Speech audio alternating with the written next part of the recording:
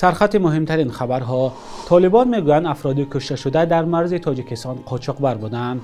تحفه ها را گرفتند. شکایت یک افغان تبار از کارمندان فرودگاه دوشنبه و نجات دهها شهروند تاجیکستان از سرده در راه قزاقستان.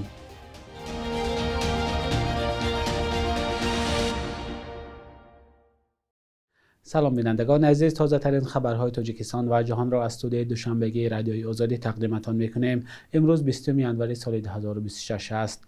حکومت طالبان اعلام کرده است که به تحقیق کشته شدن 4 نفر در مرز تاجیکستان و افغانستان آغاز کرده است. ذبیح الله مجاهد، سخنگوی حکومت طالبان، به سامانه محلی سلام وطندار گفته است: ما این موضوع را تحقیق دادیم، ولی معلومات‌های اولیه این است که چند تن از قاچاقبران عادی هستند که شاید مواد مخدر را انتقال می‌دادند یا یگان چیز دیگری ممنوع را.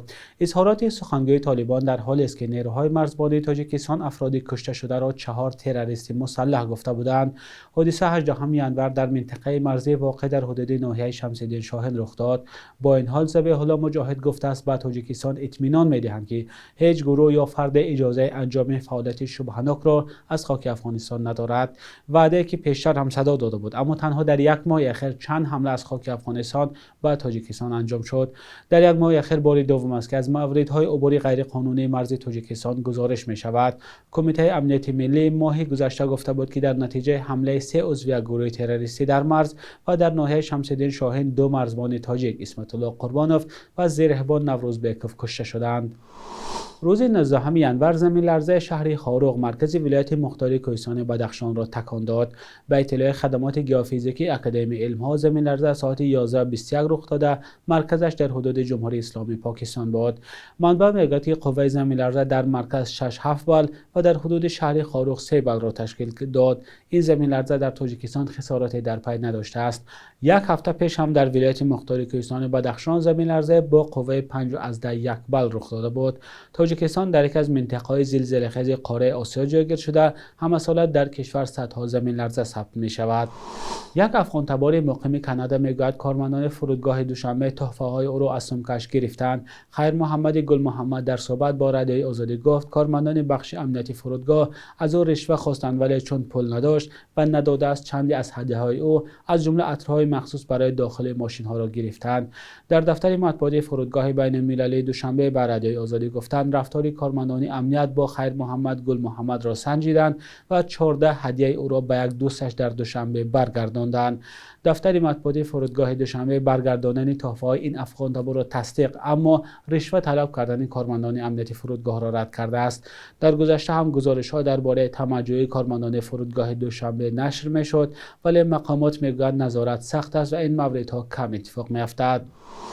نمایندگی وزارت مهنت و مهاجرت تاجیکستان در روسیه از بالا رفتن نرخ پتن یا اجازتنامه کار در شهرهای کلان روسیه خبر داده است. به اطلاع رسمی در سال 2026 ارزان‌ترین پتن برای مهاجران مهنتی در جمهوری چچنستان 3410 روبل مقرر شده است. گرانترین پتن در منطقه کراسنودار 27000 روبل خواهد بود. بعد این بالاترین نرخ پتن در ولایت‌های تولا 25000 و لیپسک قریب 22000 روبل تعیین شده است. امسال در پایتخت روسیه مهاجرانی که با پتن کار میکنند باید هر ماه 10000 روبل سپارند. همین طور نرخ پتن در سنت پترزبورگ 8000، قزان 8600 و در نوسیبیرسک 11000 روبل تعیین شده است. اکثر مهاجران تاجیک در روسیه طریق پتن فعالیت دارند و پیوسته از نرخ بلند یا شکایت میکنند. بدون پتن در روسیه کار کردن منع است و همه سال صدها مهاجر با همین دلیل رانده میشوند. کارمندان کمیته حالتهای فوق‌العاده قزاقستان 81 شهروند تاجیکستان را که در هوای سرد در راه درمانده بودند به جای گرم انتقال دادند. در خبر رسمی آمده است که از سبب سردی شدید و به خطر نبودن راهها، اتوبوس این شهروندان تاجیکستان را در یک از راههای ولایت اکمالینسک منع کرده خودشان را به مهمانخانه بردند. در میان این افراد 17 کودک نیز بوده است. این نفران برای کمک و دستگیری به نجات دهندگان مینداری کردند، گفتند مقامات قزاقستان. جزئیات بیشتر درباره این شهروندان تاجیکستان و اینکه آنها به کجا می‌رفتند معلوم نیست. ولی عادتا شهروندان تاجیکستان در وقت سفر به روسیه از طریق قزاقستان میگذرند. با سبب گران بودن نرخ بلیط هواپیما سالانه هزاران تاجیکستانی مجبورند از طریق قزاقستان به روسیه روند یا برگردند. در این راه شهروندان تاجیکستان گاه به صدمه دچار شده جان خود را از دست میدهند. روز یکشنبه 18 ینور حکومت سوریه و نیروهای کرد به سازش بزرگ دست یافتند. این سازش آینده منطقه‌های زیر نظارت کردها در شمال و شرق سوریه و سرنوشت نیروهای این گروه را معین می‌کند. این در حالی است که روزهای اخیر درگیری‌های شدید میان نیروهای حکومتی سوریه و کردها رخ داده بود. گزارش خبرگزاری رایترز را همکارم علیشیر ظریفی تقدیم می‌کند. چند روز بعد از زدوخورد سخت، حکومت سوریه و نیروهای دموکراتیک سوریه با راهبری کردها به سازش رسیدند. این سازش پس از درگیری‌ها در شمال و شرق سوریه به دست آمد که در جریان آن نیروهای دولتی سوریه کانهای اساسی نفت را اشغال کردند. تام барак фиристодаи виҷаи Иёлоти Муттаҳидаи Амрико ин созишро нуқтаи асосии тағйир номид, аммо ҳушдор дод, ки барои ниҳоӣ шудани он кори зиёд дар пеш аст.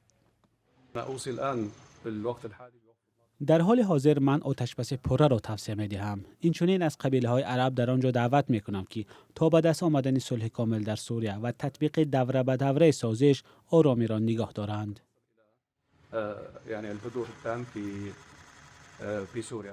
барои نیروهای دموکراتیک سوریه که بیش از 10 سال باز شمال و شرق سوریه را نظارت می‌کردند، این سازش شکستی سخت نامیده می‌شود. نمایندگان این گروه تصدیق کردند که از منطقه نفتخیز دایر ازار و شهر رقه بیرون می‌روند. یک مقامداری حکومت سوریه گفته است هر دو ولایت در دوام 24 تا 48 ساعت آینده تسلیم می‌شوند. طبق این سازش که از 14 بند عبارت است، همه جنگجویان نیروهای دموکراتیک سوریه شامل وزارت دفاع و وزارت داخلی سوریه می‌شوند. نظارت گذرگاه‌های مرزی، کان‌های نفت و گاز و بازداشتگاه‌هایی که جنگجویان داعش در آنها نگهداری می‌شوند، به اختیار حکومت سوریه می‌گذرد. شرطی که نیروهای دموکراتیک سوریه سالها به آن راضی نبودند. با نیروهای دموکراتیک سوریه امتیازهای محدود داده شده است. از جمله آنها می‌توانند منصبداران را برای اجرای وظیفه‌های کلیدی پیشنهاد و شهرداری حسک را انتخاب کنند. در عین زمان نیروهای دموکراتیک سوریه عهده‌دار شده است که اعضای حزب کارگر کردستان را اخراج کند. این گروه است که سالها با حکومت ترکیه می‌جنگید و ماه می سال 2025 برهم خوردن خود را اعلام کرد. بعد از کشته شدن قریب 1500 علوی و صدها کمشمار دروز، نگرانی کردهای سوریه از حکومت احمد الشرع بیشتر شده است. قرار است مظلوم عبدی رهبر نیروهای دموکراتیک سوریه روز دوشنبه با احمد در دمشق واخورد.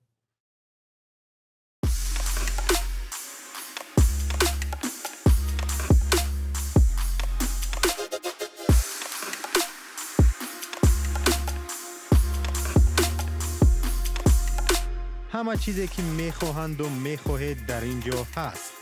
تازه ترین اخبار، گزارش های ویدیویی، شرح حادثه و تحقیقات ژورنالیستی. زمینه رادیو آزادی را نصب کنید و همه این را با انگشت زدن به تلفن هوشمند خود به دست بیارید. بخش یک روز تاریخ است که مهمترین تحولات تاریخی در روز 20 ینور را فرا میگیرد.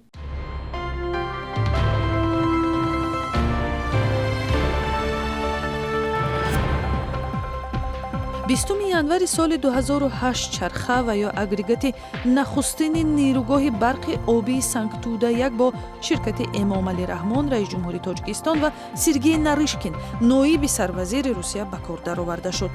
ин тарҳро натиҷаи ҳамкориҳои стратегии ду кишвар номиданд. нерӯгоҳ бо иқтидори тавлидотӣ 670 мегаватт соат барқ соли 2021 каме беш аз 42% тавонашро ба кор бурда, танҳо бахше аз ниёзҳои сокинони Тоҷикистон ба барқро бароварда мекард.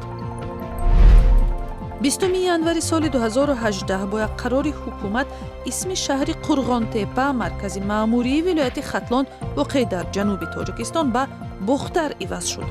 Бухтар дар соҳилҳои дарёи Вахш ҷойгир буда 100 000 аҳолӣ дорад ва севумин шаҳри бузурги Тоҷикистон ба ҳисоб меравад. солҳои истиқлолият исмҳои шӯравии шаҳру навоҳии зиёд, инчунин кӯчаву хиёбонҳои Тоҷикистон иваз шуд. рӯзҳои 19 ва 20 январи соли 2006 5 сол баъди суқути режими Толибон аввалин ҳунарнамоии овозхони зан дар Афғонистон баргузор шуд.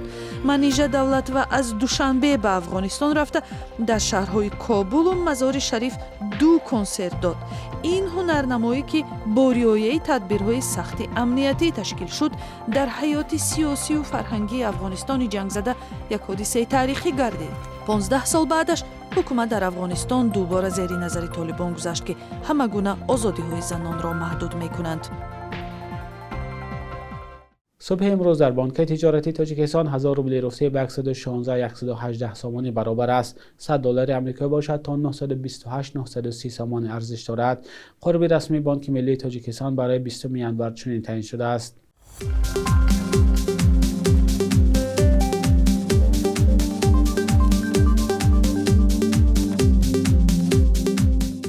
بینندگان عزیز، مهلت جو داشته برای برنامه نوید به انجام رسید. لطفا نظر و پیشنهادهای خود را به ما نویسید. تا فردا، خدا نگهدارتان.